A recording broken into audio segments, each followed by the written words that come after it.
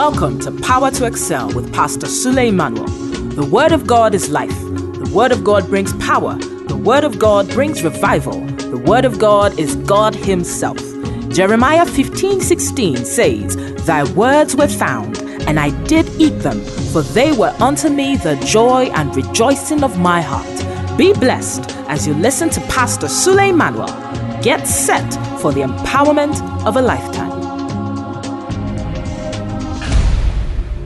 When the devil wants to afflict someone, when the devil wants to destroy someone, the first thing he does is to disconnect you from your protection.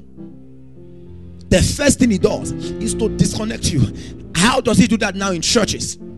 The devil makes you offended at your pastor.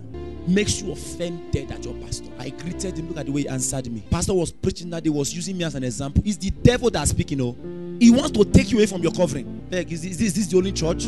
You come to me, the pastor. You want him to release a prophecy, but because God is not speaking, the pastor blesses you. And he says, for what? I'll go to another church and they'll give me prophecy. The devil is just instigating things to push you out of your covering. And once the devil can take you off your coverage, destruction becomes easy. Once the devil can take you off your coverage, the devil knows that with this person behind you, with this grace backing you, nothing can touch you. So all he has to do first is to remove you from the grace. Am I talking at all? Hear this now. Pain is a product of a dislocation.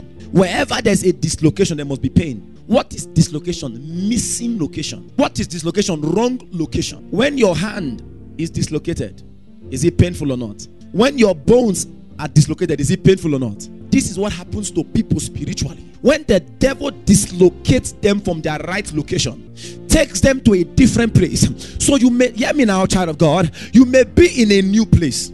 A new place does not necessarily mean your place. Am I talking at all? You may be in a new place. You may be in a fresh place. You may be in a lively place. You may be in a happier place. You may be in a happening place. But the happening place does not mean your place. Lots of people have found themselves in happening places and they've lost their place. Every person has a place. Every person has a place. A fish, take fish out of water. It dies on dry land. Take the bird into sea, it drowns to death. Every person has his place. I don't just want to be in a happening place. I don't just want to be in a lively place. I don't just want to be in a colorful place. I want to be in my place. In my place. When you are in your ordained place, you grow with ease. When you are in your ordained place, you cannot be suffocated. When you are in your ordained place, there's expression. When you are in your ordained place, there's growth. When you are in your ordained place, there's happiness within. I'm not just saying there is forced happiness. There is joy from your inner man. I want to be in my place, in my own place. Thank you, Father. When a man is laboring under closed heavens, when a man is laboring under closed heavens, he finds it difficult to prosper. He finds it difficult to prosper. He finds it difficult to overcome the problems of life.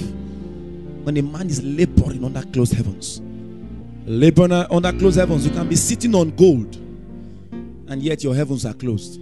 Sitting on gold and still be suffering if your heaven is closed. Sitting on diamond, sitting on wealth, sitting on prosperity and yet be suffering when your heaven is closed. This was the problem of Haggai, and you can find that in Genesis chapter 21 verse 17 to 19. Sitting on wealth, sitting on prosperity, sitting on your testimony, sitting on your miracle, and yet you will not know. You'll be suffering for ages if your heavens are closed. It does not take so much to prosper. Listen to me.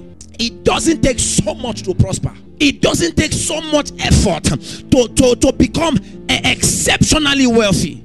All you need is open heavens.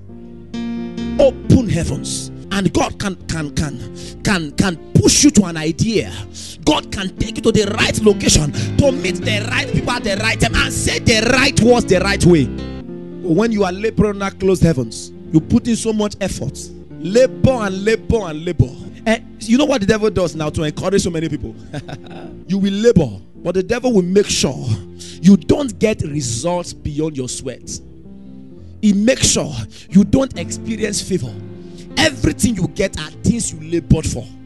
Everything you get are things you sweat for. And sir, if all you get are things you labored for, you are under a curse. Am I talking at all? If everything you get for, you must sweat for it, you are under a curse. If you have to labor for everything, then where is the place of favor? If you have to labor for everything, then where is the place of grace? If you have to labor for everything, then what is the essence of mercy? What are the causes of closed heavens? I'm just dropping some points today. I think in the part 2, I'm going to take it a lot more deeper. What are the causes, the reasons of closed heavens? Number 1, sin, a life of iniquity. Isaiah 59 verse 1 says, the hands of God are not short that cannot reach out to you. His ears are not deaf that cannot hear you. His eyes are not dim that cannot see you. But your iniquity has separated you from him. Because of the life you live, you now suffer and labor under closed heavens. Despite your frequency in church, despite your attendance in church, but because of the secret life that you live, your heavens have been closed. Number 2, curses.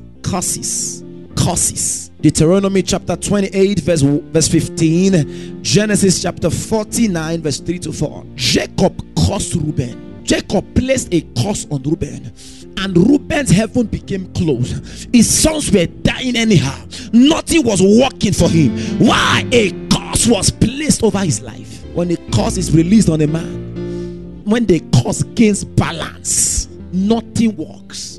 The heavens are closed. Another reason for closed heavens, when a man has been involved in the shedding of innocent blood. Shedding of innocent blood. Such was the case of Cain. Genesis chapter 4 verse 10. When Cain murdered his brother Abel, his heavens became closed, frustrating the destiny of another man, terminating the joy of another woman, frustrating the hope of that boy. There are lots of sisters in church, Christian sisters, who are trusting God for the husbands of another woman. Trusting God for the husband. You keep praying the prayer, but your heavens have been closed. He said to subvert a man from his course, the Lord approveth not. Lamentations 3:36. To subvert a man of his course, to subvert a man, to destroy the joy, the peace, the flourishing, the happiness a home enjoys. The Lord approveth not. Whatever God does not approve, Satan will approve. And when Satan approves, protection is not guaranteed. When Satan approves, peace is not guaranteed. Am I talking at all? To subvert a man in his cause, the Lord approveth not. After this meeting, you may need to cry for mercy. In any way, through my words, through my actions, I have brought sorrow on anybody. In any way, through my words, through my actions, I have denied somebody of his rightful joy, his rightful place. I repent, so that your heavens can be opened. Am I talking at all? So you can be praying and praying, but so long you are praying on a wrong foundation, you can't get the right result. So long you are praying on a wrong foundation, the result cannot be right. Another reason why people suffer and live under closed heavens, when you live a life of hatred. There are certain persons you cannot forgive. There are certain offenses you cannot let go. There are certain things you just cannot forget. You said no. No.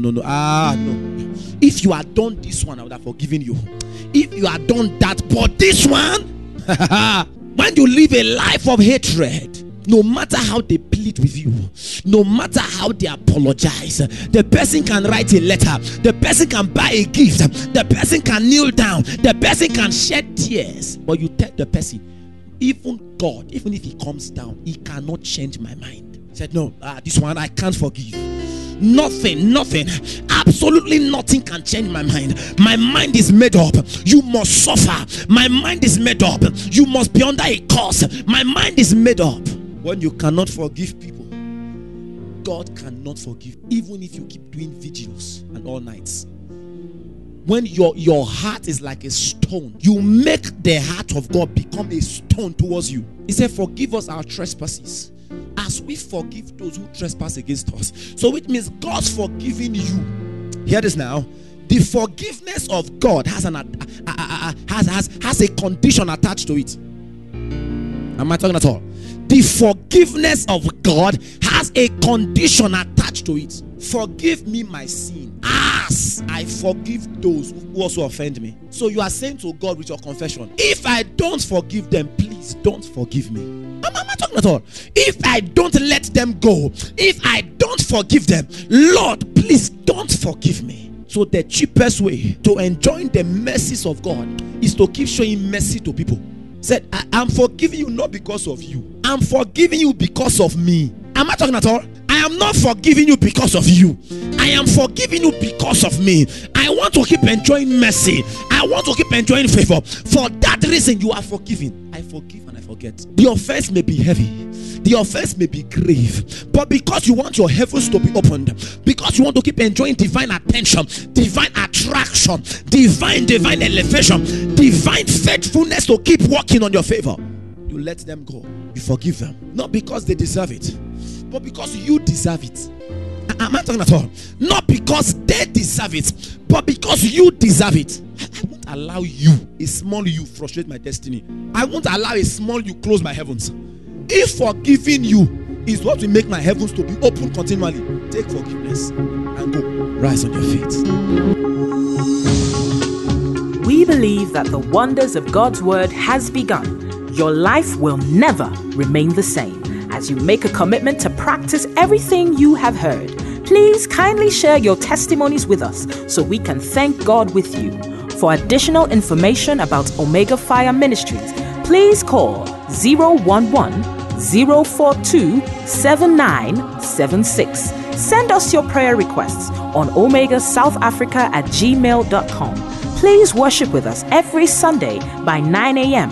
at the Land of Increase, Omega Fire Ministries, 310 Oak Avenue, behind Randburg Square, beside Absa Bank, Ferndale, Randburg, South Africa. Or you can visit our website at www.talkwithsuleymanuel.com. We look forward to finally having you join this happy family.